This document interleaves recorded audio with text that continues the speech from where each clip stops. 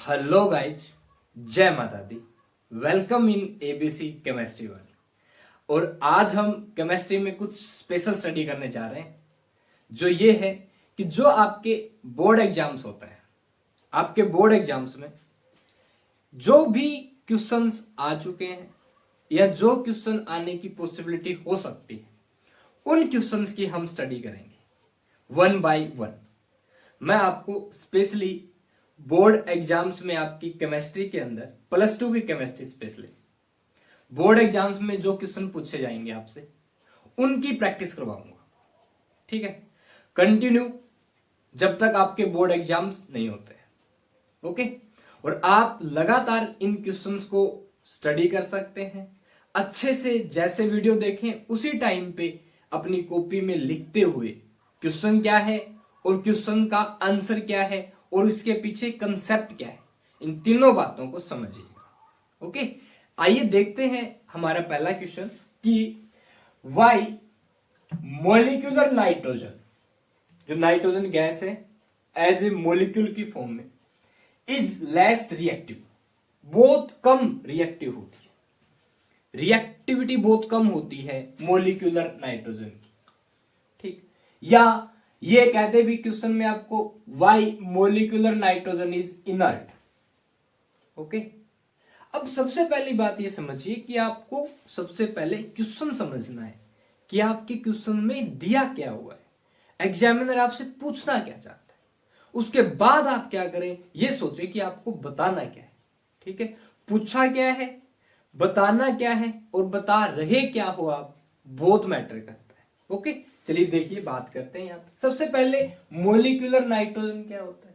देखिए हमारे पास एक एलिमेंट है नाइट्रोजन, जिसका एटॉमिक नंबर होता है 7 और एटॉमिक मास नंबर होता है 14। ओके, ये आपके एलिमेंट के अंदर एटम होते हैं, तो नाइट्रोजन का एक एटम है हमारे पास। ठीक है, नाइट्रोजन का ये जो एटम है, इसके इलेक्ट्रॉनिक कन्फिगरेशन की बात करते हैं। नाइट्रोजन की इलेक्ट्रॉनिक कन्फिगरेशन को जब हम लिखते हैं तो नाइट्रोजन के पहले ऑर्बिट में 2 इलेक्ट्रॉन, दूसरे ऑर्बिट में 5 इलेक्ट्रॉन आते हैं।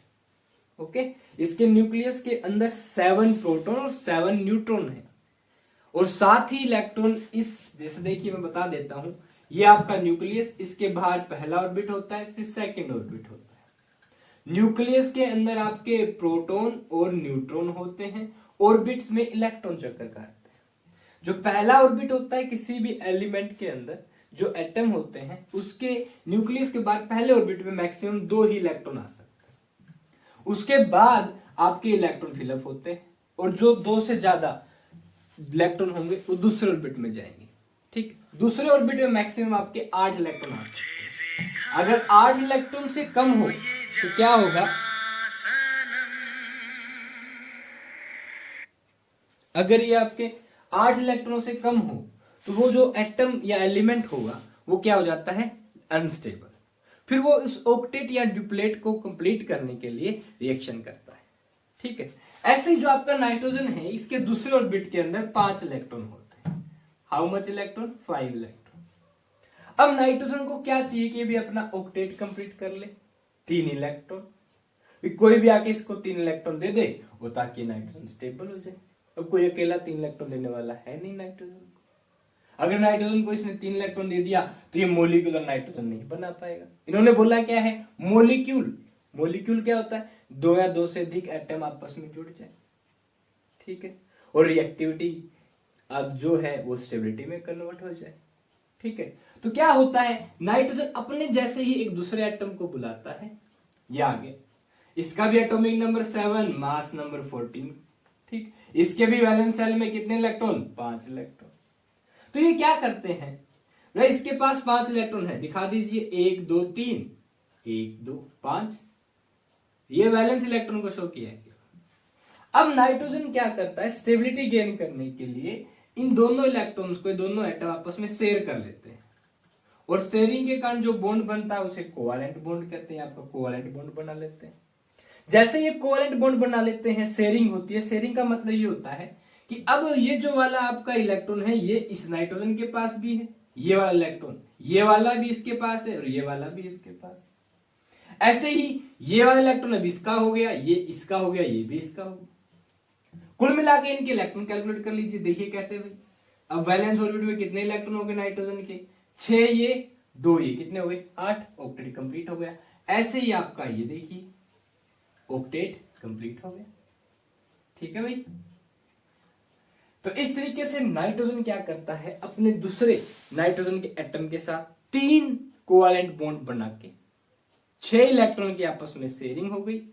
ठीक है, 3 कोवैलेंट बॉन्ड के कारण, और कुल मिला के अपना क्या कर लेते हैं, दोनों एटम अपना ऑक्टेट कंप्लीट कर लेते हैं। ठीक, तो ये है आपका सबसे पहले बेसिक नॉलेज जो आपको पता होना चाहिए। तो नाइट्रोजन भाई सबसे पहले कितने बॉन्ड बनाता है, 3 कोवैलेंट बॉन्ड बनाता है और स्टेबिलिटी गेन करता है। और जब ये 3 कोवैलेंट बॉन्ड बना लेता है, ये तीनों कोवैलेंट बॉन्ड 2 एटम्स के बीच ही होते हैं, वो 3 बॉन्ड होते हैं। तो एक बॉन्ड क्या होता है आपका सिग्मा, और जो दोनों अदर बॉन्ड ये क्या है, पाई। ठीक है, अब एक ही जगह अगर 3 स्ट्रॉन्ग बॉन्ड हो तो उनको तोड़ना आसान नहीं होता। अगर बॉन्ड आसानी से नहीं टूटेंगे तो रिएक्शन नहीं होगी। सिंपल सी बात है भाई, क्योंकि रिएक्शन में क्या होता है, बॉन्ड का टूटना और बॉन्ड का बनना होता है। तो ऐसे ही जो आपका नाइट्रोजन है, इसके दिन के 2 एटम्स, जो आपका नाइट्रोजन मॉलिक्यूलर फॉर्म में N2 के रूप में होता है, N2, और दोनों N के बीच 3 बॉन्ड होते हैं, और 3 बॉन्ड को तोड़ना आसान नहीं है। और तो और ये जो नाइट्रोजन का साइज क्या है भाई, छोटा होता है। नाइट्रोजन साइज भी क्या होता है, छोटा, और आपको पता है छोटी डंडी को तोड़ना आसान नहीं होता। इसी कारण जो आपका ये जो बॉन्ड है, ये जो आपका N2 मॉलिक्यूलर नाइट्रोजन है, क्योंकि इसके जो 2 एटम्स के बीच 3 बॉन्ड होते हैं, ये मोर स्टेबल होते हैं, इनको तोड़ना आसान नहीं होता। और इसी कारण आपकी जो नाइट्रोजन है मॉलिक्यूलर फॉर्म में क्या होती है, लेस रिएक्टिव, इनर्ट होती है। ओके, देखिए इसे क्या बात है। अब देखिए नाइट्रोजन अगर आपकी इनर्ट है, आप इसको डिफाइन कैसे करेंगे। देखिए जो आपकी मॉलिक्यूलर नाइट्रोजन है ये डायटोमिक फॉर्म में होती है। In diatomic form it has 3 covalent bond which are more stable, which is it is not easy to break these 3 bonds. That's why molecular nitrogen is more stable or less reactive or inert. या और कैसे question पूछ सकते हैं, why molecular nitrogen is non reactive, triple bond होने के कारण क्या होती है, non reactive. why more stable, 3 bond है भाई, क्लियर है, इसी कारण क्या होती है नाइट्रोजन मोर स्टेबल। और आपसे कैसे क्वेश्चन पूछ सकता है, देखिए जो नाइट्रोजन के साथ इसी के ग्रुप का एक और मेंबर है फॉस्फोरस, क्या नाम है भाई, फॉस्फोरस। और ये जो फॉस्फोरस होता है ये आपका मोर रिएक्टिव होता है देन मोलिकुलर नाइट्रोजन, यानी कि molecular phosphorus is more reactive than molecular nitrogen. Why, ये क्वेश्चन पूछ लेते हैं। देखिएगा जो आपका फॉस्फोरस होता है ना, ये टेट्रा एटॉमिक फॉर्म में रहता है। ठीक है, जो स्टेबिलिटी है फॉस्फोरस की वो P4 के रूप में होती है।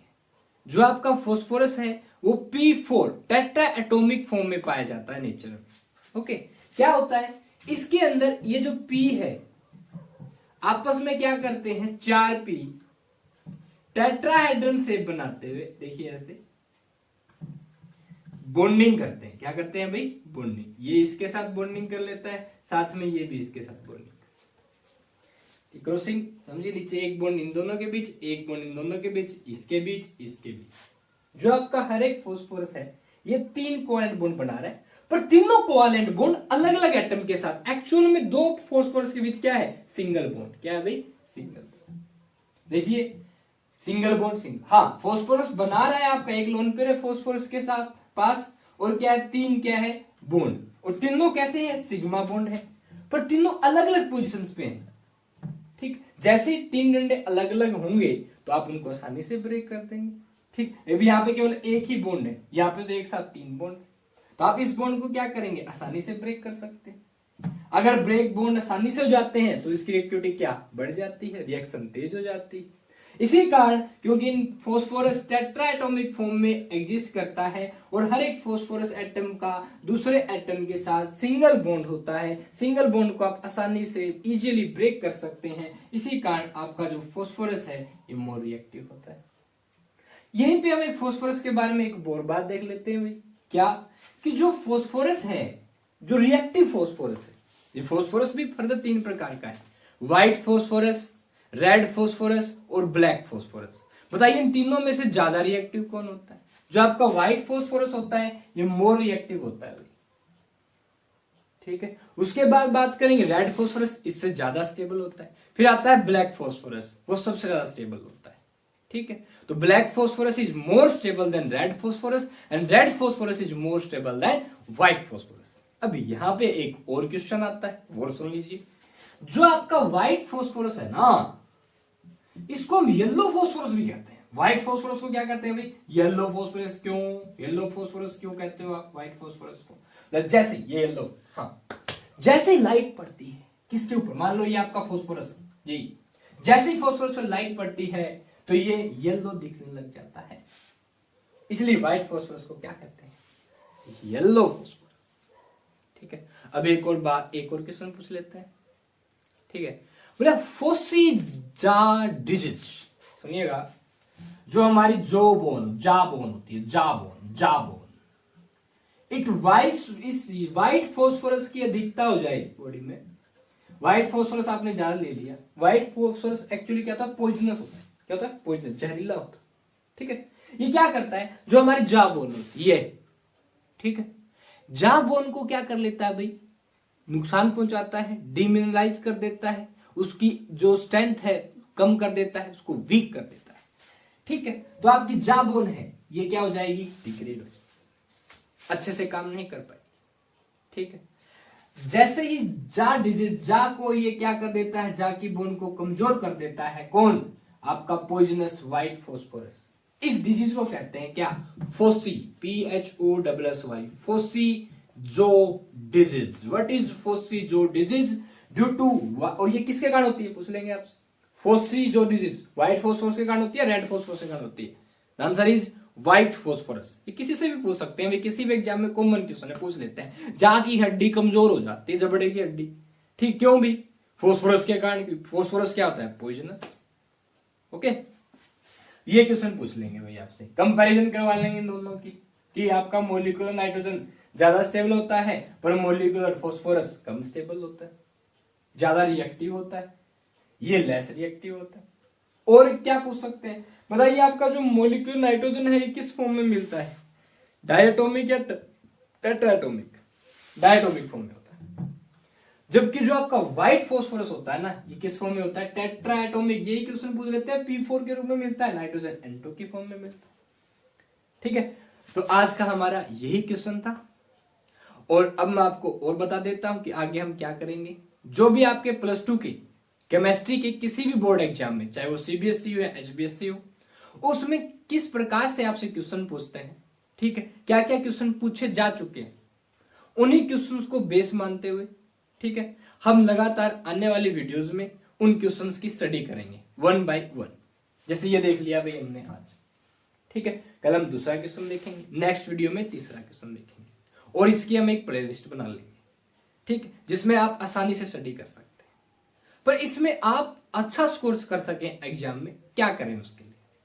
सीधी सी बात है भाई, इस क्वेश्चन को लिखिए, उसके बाद जैसे आपको आंसर समझ में आता है उसको अपनी भाषा, अपनी लैंग्वेज में लिख लीजिए, ठीक है। फिर उसको थोड़ा बुक से देख के, थोड़ा NCERT से देख के आप राइमिंग बना लीजिए, एक प्रॉपर सेंटेंस बना लीजिए, फिर उसको अप्लाई कर दीजिए, ठीक है। इस तरीके से आप एग्जाम में अच्छा स्कोर कर पाएंगे, ओके।